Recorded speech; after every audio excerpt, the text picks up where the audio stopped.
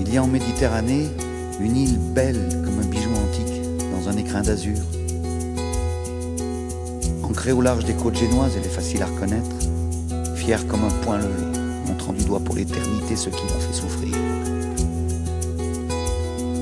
Si vous avez la chance d'arriver par bateau, au soleil couchant, vous verrez d'abord une montagne cascadant vers la mer dans un drapé rugueux d'un camailleux de mauve. Et vous saurez alors qu'une terre peut avoir un parfum fort, sauvage, le parfum du maquis, que les hommes d'ici ont su préserver, par vigilance et par respect. Ici le vent se déchire, la mer se brise et respire l'odeur du maquis des forêts. Ici les montagnes fières n'ont laissé que quelques pierres à la vigne et aux oliviers. Ici un homme se sent vivant, ici un homme se sent plus grand, ici un homme a le temps. Ici les mots semblent différents, ici la vie se vit autrement, autrement. Sur ce radeau, sur ce bateau, cette île au milieu de l'eau,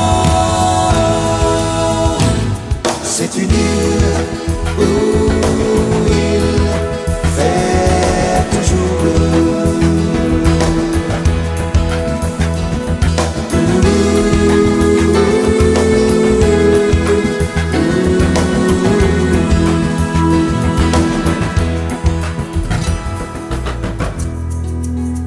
Accrochés à la montagne, perchés sur des rochers, comme des vigies qui scrutent l'horizon d'où, depuis la nuit des temps, sont venus tous les malheurs, les villages sont le dernier refuge de l'âme corse.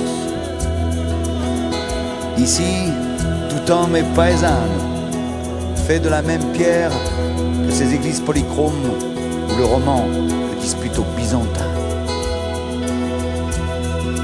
Ce pays de drame et de lumière ressemble au chant de ces bergers qui évoquent les tourments d'ici-bas et dont le regard cherche encore une réponse dans le ciel infini.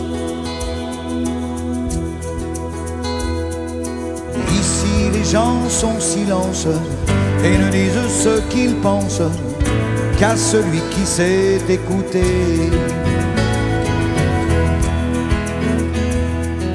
Ici vit un peuple libre, sa terre et son équilibre, et rien ne pourra le troubler.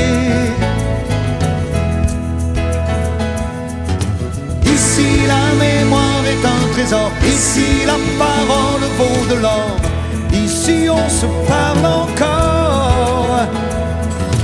Ici loin des villes et loin du bruit, ici je viendrai finir ma vie.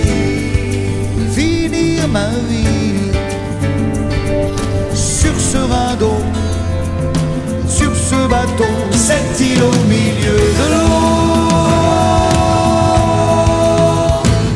c'est une île comme il en reste peu.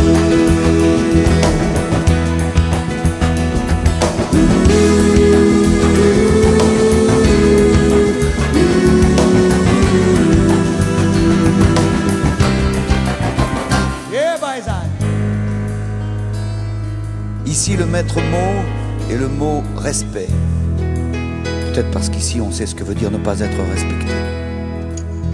Et pourtant, en 2000 ans d'invasions plus terribles les unes que les autres, à tous les hymnes belliqueux imposés par les différents occupants, les Corses ont toujours préféré un chant majestueux et profond. Quand ils l'entendent, ils se lèvent et se découvrent.